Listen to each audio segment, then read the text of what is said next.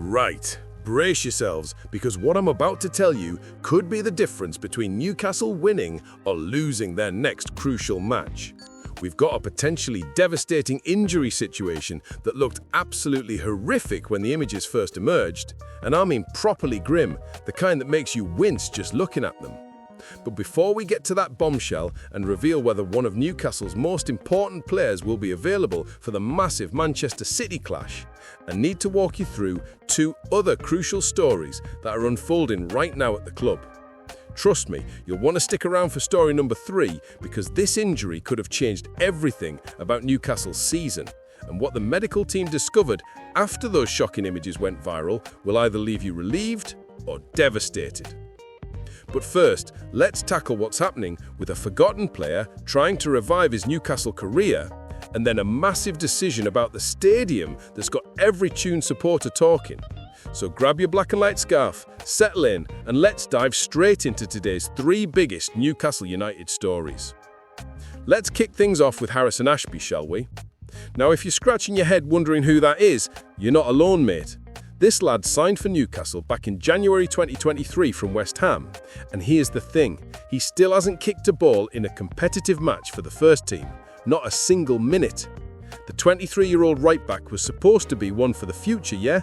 But instead, he's been shipped out on loan to Swansea and QPR, both in the Championship, trying to get some game time under his belt. Now, you might be thinking, surely with Lewis Hall and Tino Livrameni both picking up injuries recently, this is Ashby's chance to step up.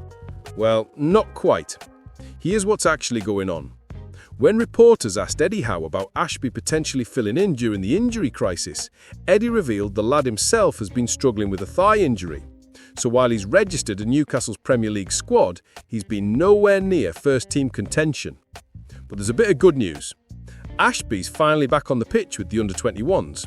He managed 45 minutes in a 3-2 victory over Burnley's youngsters last Saturday, then pushed himself to 60 minutes in Tuesday night's match against Harrogate Town in the Virtue Trophy. They lost that one 3-1, but fair play to Harrison. He actually created their goal for Alfie Harrison, so he's clearly trying to show what he can do.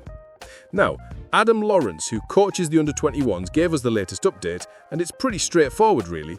He said that taking it week by week with Harrison at the moment. Apparently, Ashby had a setback earlier in the season when he was recovering from his initial injury, which has obviously complicated things. The priority now is simple. Get him fit, keep him available, and build up his match fitness gradually. Lawrence reckons the under-21 programme is the best place for that to happen right now. Makes sense, doesn't it? No point rushing him back into first-team training if his body's not ready for that level of intensity. The plan is for Ashby to keep accumulating minutes with the youngsters, and once he's got a decent run of games under his belt, the first-team coaching staff will have another look at where he's at. It's all about managing his recovery properly and making sure they don't have another setback. So, what does this mean for Ashby's long-term future at Newcastle? Well, that's the million-pound question, isn't it? He's 23 now, which isn't ancient by any means, but he's reaching that age where he needs to be playing regular football at a decent level. If he can't break into Newcastle's first team soon, you have to wonder whether another loan move or even a permanent transfer might be on the cards. For now though, it's baby steps. Getting through matches, building fitness, staying healthy. We just have to see if he can force his way into Eddie Howe's thinking over the coming months. Moving on to story number 2, and this one's been brewing for months now, creating more questions than answers. We're talking about the future of St James's Park and what Newcastle United are planning to do about the stadium's capacity, a topic that's had supporters debating everywhere from the pubs to social media.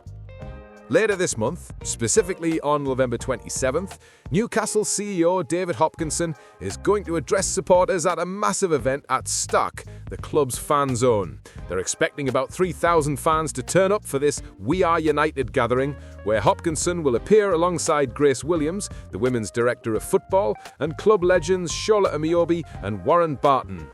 Now this comes exactly 12 months after Stadium Chief Brad Miller and the previous CEO Darren Ailes tackled the same question about St James's Park's future. Back then, Miller said they weren't quite at the decision-making stage yet, but they were targeting early 2025 to complete what he called the next essential tasks. He talked about having significant data and feedback on the stadium footprint and the surrounding area. But here's the thing, that update in early 2025 never actually came, did it? At the last fan advisory board meeting, club officials insisted there was no decision made on what happens next. Some people close to the situation are describing this as a long-term project, and there's been nothing but radio silence since. Let me break down what the actual options are, because this is where it gets interesting. Newcastle appointed Roger Thornton to the board last October, and his role was understood to involve liaising with Newcastle City Council about potential stadium developments. However, the council have confirmed they haven't received any planning applications to either extend St James's Park or build a new ground on Leazes Park, even though that's been discussed internally. After investigations by Chronicle Live, here's what we actually know about the possibilities. The only part of the current stadium that can genuinely be extended is the Gallagher end. That's it. The east side, can't touch it. There are listed buildings right behind it, and that's been accepted by supporters for years. The Leazes end and the Milburn stand, they're maxed out. Newcastle can't go any further back from level 7 in those areas. The Gallagher end is the only viable option because Newcastle actually own the land on Strawberry Place behind that stand. So if they're going to expand the current stadium, that's where it would happen. But then there's the Leazes Park option, which would involve building a completely new stadium. David Hopkinson himself gave us some clues about his thinking back in September. He talked about his experience working with Toronto Maple Leafs, the New York Knicks, and in La Liga, emphasizing how important it is for stadiums to be in the heart of the city rather than stuck out in some suburb miles away from downtown. He specifically mentioned Scotiabank Arena in Toronto, the Bernabeu in Madrid right on Castellana, Madison Square Garden in the absolute heart of Manhattan, and then St James's Park in Newcastle. His message was clear: location matters. He talked about how the pride that people in Newcastle have for their community is expressed as love for Newcastle United, and that's something special that not every club can claim. Reading between the lines, that could suggest Leazes Park is still on the table as a possibility, since it would keep the club in the city centre, or it could mean they're committed to staying at the current St James's Park site. It's genuinely hard to tell. But here's where it gets a bit ominous. Some people within the club have expressed concerns about the dated structure of St James's Park itself. Brad Miller previously said Newcastle only want to write one cheque for this, meaning they want to do it once and do it right, rather than multiple phases of development. And then there's this crucial detail: UEFA Euro 2028. It was confirmed that St James's Park will host 5 matches during the tournament, including a potential last 16 clash involving England. That's in 3 years' time. What seems crystal clear is that nothing significant is going to happen to the stadium before UEFA are done with it for the Euros. Council leader Karen Kilgore, who's also a lifelong Newcastle supporter and season ticket holder herself, said the announcement about hosting 5 Euro 28 matches is fantastic news for the city. She referenced the excitement of Euro 96 and suggested this will be even bigger and better. But the question everyone's asking is, can Newcastle increase the stadium's capacity before the tournament kicks off? It's a difficult situation for everyone involved, but the club are making moves regardless. They're planning to create a season ticket waiting list, hoping to be in the best possible position when an announcement eventually comes. So what does all this mean? Well, whether it's extending the Gallagher end, building something new on Leazes Park, or some other solution we haven't even considered yet, the reality is we're probably not going to see any major changes until after Euro 2028. That's 3 years away, which feels like an eternity when you're sitting in a packed St James's Park, wishing there were more seats for supporters who deserve to be there. The fan base is desperate for some clarity, some concrete information about what the plan actually is. Hopefully, David Hopkinson can bring something substantial to that event on November 27th. Even if it's just outlining the options and giving us a realistic timeline, that'd be something.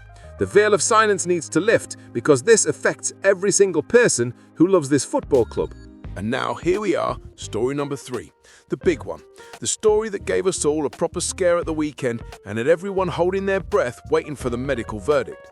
Joelinton went down injured during Newcastle's match at Brentford, and honestly, the images that came out afterwards looked absolutely grim. Let me set the scene for you.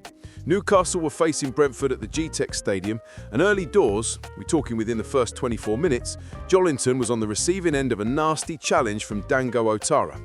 It was a knee-high tackle, and Big Joe went down in a heap, clearly in discomfort.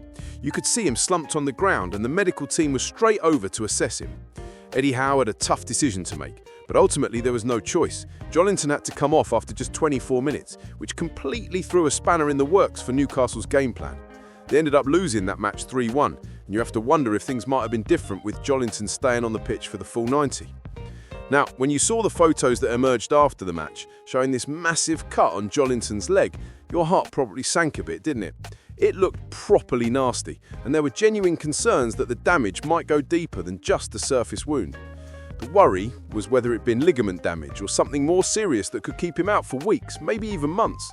This is where it gets crucial, because Joelinton isn't just any player, is he? He's absolutely fundamental to how Eddie Howe wants Newcastle to play. That combination of physicality, work rate and technical ability in midfield is irreplaceable. Losing him for an extended period, especially with Man City coming up, would have been an absolute disaster. But here's the good news comes in, and I mean really good news. After a thorough assessment by Newcastle's medical staff, it turns out Joelinton has actually got away with just the cut. No ligament damage, no broken bones, no long-term injury concerns. It's basically a case of patching him up and letting it heal. Chronicle Live have been told by sources at the club that while Joelinton will continue to be monitored, as you'd expect, the hope at the training ground is that he'll be ready to face Manchester City next weekend. That's massive for Newcastle, because Big Joe is such a crucial part of how the team functions. Interestingly, Joelinton was left out of the Brazil squad for their upcoming friendlies against Senegal and Tunisia. At first, that seemed like a bit of a blow for him personally. Any player wants to represent their country, don't they? But in hindsight, it might actually be a blessing in disguise. Instead of flying halfway around the world and potentially aggravating the injury, he can focus on recovery at Newcastle's training ground and be in peak condition for that massive City fixture. Eddie Howe spoke after the Brentford match and admitted that he wasn't entirely sure about the extent of Joelinton's injury at that point. He said it looked like a knock that was obviously bad enough to force the substitution, but he hadn't had a full debrief from the medical team yet. He also acknowledged that losing Joelinton was a big miss during the match itself. But now Howe can breathe a sigh of relief and include Joelinton in his preparations for Manchester City. And there's even more positive news on the injury front. Tino Livramante could be back for that game as well. The former Chelsea youngster hasn't played since September when he came off with a knee injury against Arsenal, missing 10 matches across all competitions. Howe said last Friday that they're targeting the City game for his return, and Livramante only just missed out on making the squad for Brentford, which suggests he's very close. There's also a quick mention of Anthony Gordon, who's dealing with a minor hip problem. He missed England's recent matches and was withdrawn from the squad, having come off injured against Athletic Bilbao in the Champions League. The club are describing it as a minor injury though, so hopefully nothing to worry about long term. Bottom line, what looked like a potential catastrophe when those images first emerged has turned into a best-case scenario. Joelinton should be available for one of the biggest matches of the season against Manchester City, and Newcastle could be looking at getting several key players back at exactly the right time. That's the kind of timing and luck you absolutely need when you're facing Pep Guardiola's side. When you consider how bad that challenge looked, how concerning those images were, and how important Joelinton is to this Newcastle team, getting this news is genuinely a huge relief. It could be the difference between Newcastle going into the City match with confidence or going in significantly weakened. Sometimes in football you need a bit of fortune to go your way, and this definitely counts as one of those moments. So there you have it, 3 massive stories from Newcastle United that would all have significant implications for the club going forward. Harrison Ashby working his way back to fitness and fighting for his future at the club. The ongoing saga of St James's Park's future and the frustrating silence around what the club are planning to do about capacity. And most importantly, Joelinton dodging what looked like a potentially serious injury and hopefully being ready to face Manchester City. That Joelinton news is genuinely massive. When you first saw those images, you probably feared the worst, didn't you? But getting him back for the City match could be absolutely crucial to Newcastle's chances. Add in the potential return of Livramante, and suddenly things are looking a lot brighter than they did after that Brentford defeat. If you've made it this far, thank you for watching. Make sure you hit that subscribe button and turn on notifications so you don't miss any future Newcastle United news. Drop a comment below and let me know what you think. Are you relieved about Joelinton's injury update, or are you more concerned about the stadium situation? It's fascinating to see what fellow Toon supporters are thinking. Until next time, how are the lads?